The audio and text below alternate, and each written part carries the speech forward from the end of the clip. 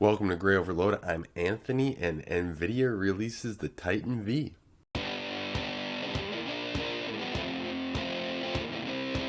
So Nvidia announces the Titan V at NIPS, Neural Information Processing Systems Conference and Webinar. So I'm guessing this whole NIPS conference and what I've read about it is really geared towards research and a lot of that development side of kind of this neural information stuff. And that's something I've been following for a while. I want to get more into it, more coding into it, and learn more about it. I haven't had time. Hopefully that happens within this next full year, next few months, hopefully as well. But this is based upon NVIDIA's 7th generation Volta architecture. So I was surprised that NVIDIA even came out with a new card here before next year. But it was a great surprise. I was surprised by it, and I'm welcoming it. It's always fun to see some new cards on the market and to see what they're capable of. And this is really focused on the prosumer, probably that research market side of things, very very much.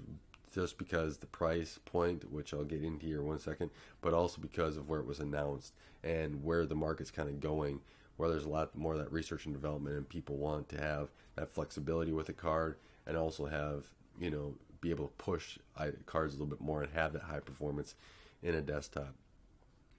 They were saying that this card has 21.1 billion transitions, so it's a massive, massive die.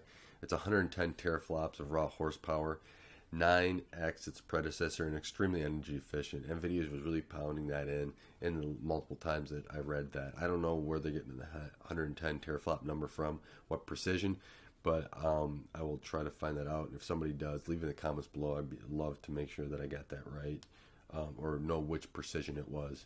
It's got 12 gigabytes of HBM2, and so that was great that they have that much on there. I'm sure that researchers are loving it, and they're also probably pushing it a lot to its limits. But the card is going to cost about $3,000, $2,999. The limit to purchase them is, or the limit is, you can only purchase two. If you decide to purchase more than one, but you get free shipping, which is, I guess, the key to this. So I kind of would hope that would be key. But TSMC is the manufacturer of this large 21.1 billion transistor chip. It's on the 12 nanometer FFN high performance node. And so this is just a massive. Here's some of the specs that I want to pull out here, but I'll leave up all the specs so you can look through them as well. You get 5,120 CUDA cores, 640 tensor cores. Your base clock is at 1200 megahertz. The boost is at 1400. The memory clock is 850 megahertz, as well as you have the 3072-bit memory interface. Power overall on this guy is 250 watts TDP. They recommend having a 600 watt power supply that has a 1.6 pin and a 1.8 pin, and the temperature threshold on it is 91 degrees Celsius. So those are some quick specs in here. Pause this video if you want to look at the specs a little bit more. Otherwise, head over to NVIDIA's site and check out everything they have there.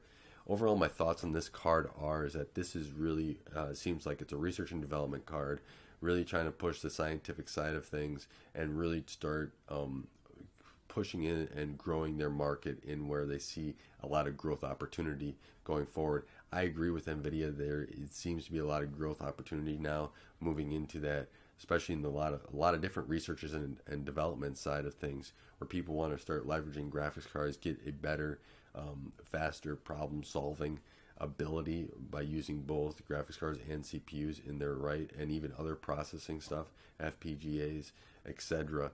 So I think NVIDIA really has pushing the boundaries of this right market here. I'm really kind of excited to see where they go with it and see what really comes out of it, maybe, and see where AMD also steps in here and kind of does their performance side as well.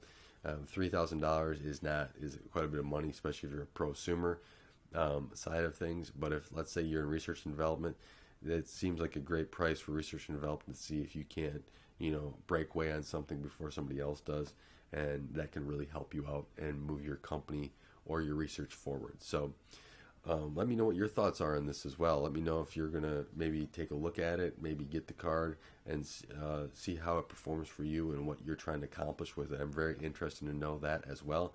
But until next time, I want to thank you for watching. Thank you for taking the time and support Graya Overload here. I really appreciate it. And until next time, don't forget to like and subscribe. Thanks for watching Graya Overload. If you like this content, be sure to subscribe